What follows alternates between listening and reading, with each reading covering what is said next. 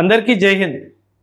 మనందరికీ తెలుసు America B2 bombers వాడి ఇరాన్ మీద 3 న్యూక్లియర్ సైట్స్ మీద అటాక్ చేసింది. 3 సైట్స్ ఏంటి? నటాన్స్ ఒకటి, ఫార్డో ఒకటి అండ్ మూడవది ఇస్ఫహాన్. ఈ 3 సైట్స్ మీద American B2 bombers Iran nuclear sites మీద దాడి చేసాయి. ఈ B2 బాంబర్ అనేది it is a stealth bomber. Stealth bomber అంటే ఏంటంటే ఇది మనకి రడార్లో 0.001 అంటే ఒక బర్డ్ లాగే కనిపిస్తుంది, కానీ ఒక ఎయిర్ క్రాఫ్ట్ లాగా కనిపించదు. ఇది రడార్లో కనిపించదు కాబట్టే ఇది వచ్చింది అటాక్ చేయడానికి అన్నది మనం కనిపెట్టలేము. సో అమెరికా నుంచి ఎయిర్ బార్న్ అయ్యి డైరెక్ట్గా ఇరాన్ మీద దాడి చేసింది. ఈ B2 స్టెల్త్ బాంబర్ రేంజ్ వచ్చేసి ఒక్కసారి ఇంజన్ ఫ్యూయల్ చేసుకుంటే ఇది 6000 మైల్స్.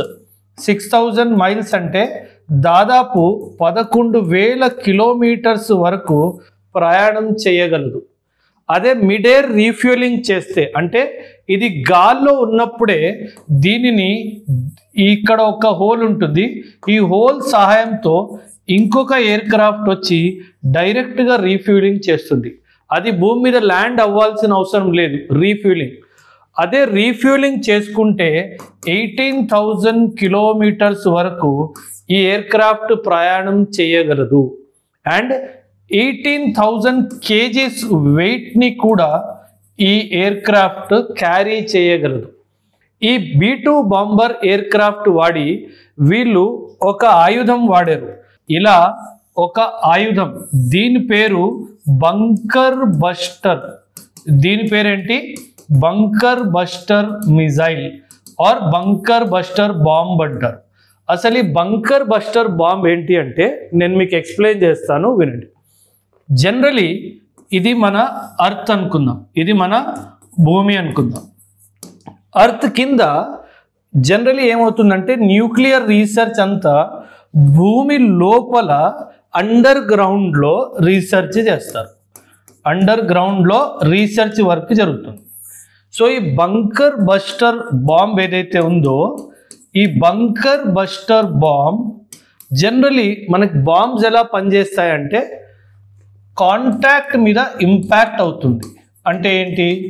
భూమికి తాకంగానే మిజైల్ ఇలా వచ్చింది అనుకోండి, ఇది భూమికి టచ్ అవ్వగానే ఎక్స్ప్లోడ్ అవ్వాలి.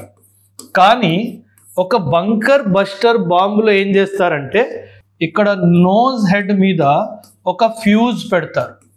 ఈ ఫ్యూజ్నే డిలే ఫ్యూజ్ అంటారు. ఈ ఫ్యూజ్నే డిలే ఫ్యూజ్ అంటారు. దీనివల్ల ఏమవుతుందంటే భూమికి కాంటాక్ట్ అయిన వెంటనే ఇది ఎక్స్ప్లోడ్ అవ్వదు, ఇది పేలదు, ఇది పెనిట్రేట్ అవుతుంది. పెనిట్రేట్ అయ్యి మన బంకర్ లోపలికి దిగిన తర్వాత ఒక 10 to 12 సెకండ్స్ తర్వాత మనం పెట్టిన డిలేని బట్టి ఇది ఎక్స్ప్లోడ్ అవుతుంది.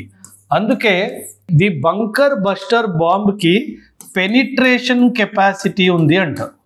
సాధారణంగా ఎప్పుడైతే ఇలా అండర్ గ్రౌండ్ టార్గెట్ చేయాలో ఆ సిచ్యువేషన్లో బంకర్ బస్టర్ బాంబ్స్ని యూజ్ చేస్తారు.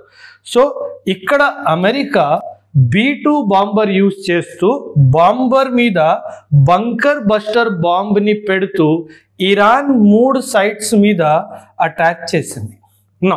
నా చిన్న క్వశ్చన్ మీ అందరికీ ఏంటంటే ఇండియా పాకిస్తాన్ మధ్యలో యుద్ధం జరుగుతున్నప్పుడు మనం వాళ్ళ కిరాణా హిల్స్ మీద మనము అటాక్ చేసినప్పుడు వీళ్ళు ఏమన్నారు? అక్కడ న్యూక్లియర్ లీక్ అవుతుంది, మీరు వెంటనే యుద్ధం ఆపేయండి, వెంటనే సీజ్ ఫైర్ చెయ్యండి అన్నట్టుగా మనల్ని సీజ్ ఫైర్కి ఒప్పించారు.